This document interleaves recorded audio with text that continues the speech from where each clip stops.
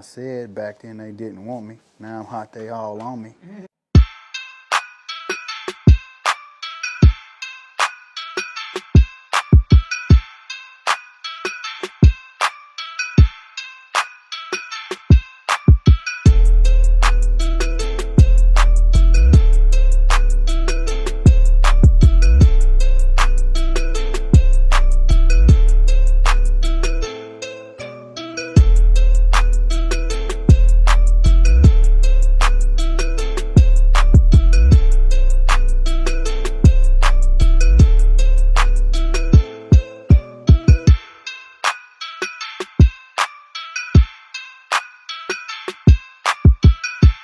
I kind of want to step back, just away from the business. I think a lot of people who start businesses think, this is what I need to do first, and this is what different things. But you said you worked in the railroad company for 6 years. Yeah. What did you do before that? What kind of odd jobs did you have, or different things did you do? Growing up, I worked at Lee's Famous Recipe. What is that? It was a chicken place. Okay. It's a little chicken restaurant. Best chicken place in Kentucky. I don't care what nobody says.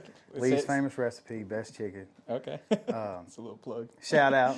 Shout out to Lee and them. No, but I did that growing up, when I went in farming, doing farm work. Oh, Cut tobacco, hay, Did you ever get tobacco poisoning from working in the fields? Oh, no. My brother-in-law did.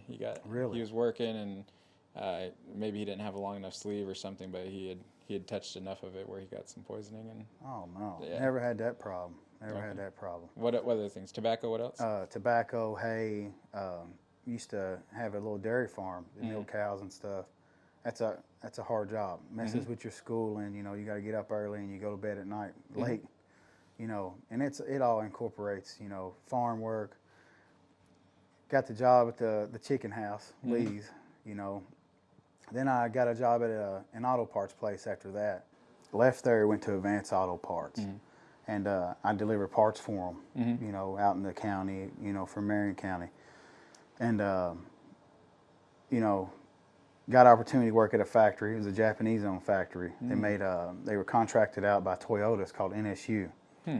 And I ended up working Advance and there. I'd go in at 5 in the morning till 5 in the afternoon. I was wondering why you know so much about cars. Yeah. It seems like, you got some good car knowledge. I would go, from 5 p.m. to Advance till about 11 at night, because back in the day, they stayed open to 11. Yeah. And I'd work that, and,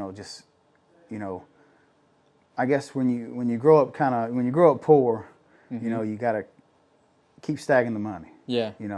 Keep letting it go. And then did that for a while. You saved up a lot? Saved up a little change, and then, got rid of the Advance, and then went to work at a car lot. And I learned how to sell cars here and there, and then a little detailing on them. It's always funny how, like, entrepreneurs at some point in their lives, they're usually in sales. At some point. Yeah. So you detailing cars. What else were you doing there? Detailing, I had a little bit of selling, selling cars. And all that got owed to me. I think I end up, what was it? I got laid off at the factory at NSU, in the little car lot. It wasn't enough. What year is this? I want to say maybe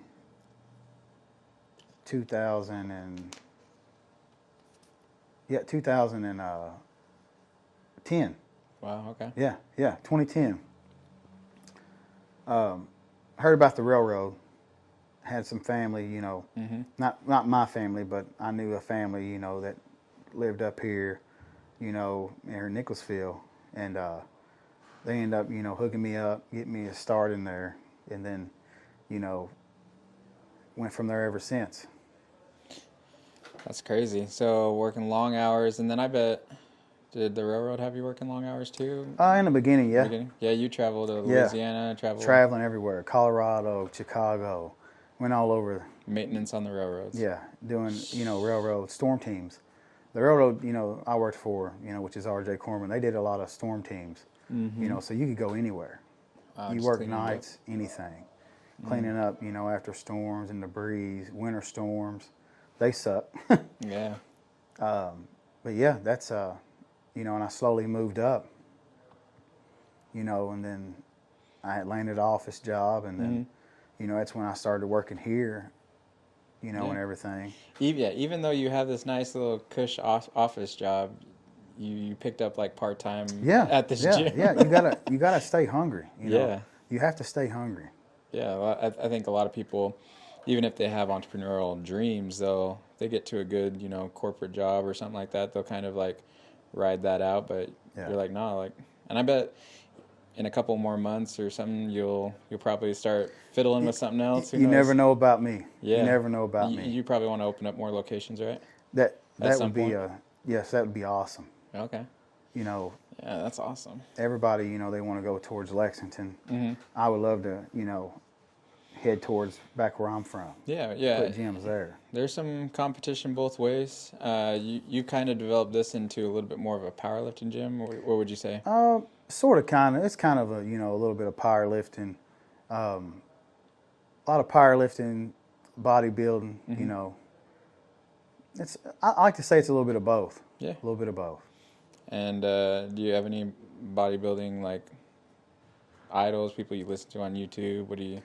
Me, not so much. One of my favorite bodybuilders would have to be Jay Cutler. Jay Cutler. I really like From Jay Las Cutler. Vegas. Yeah. Well, he lives in Las Vegas right now, but He was my favorite. Everybody there like, oh yeah, Ronnie Coleman, you know, Phil Heath. Man, I was a Jay Cutler fan.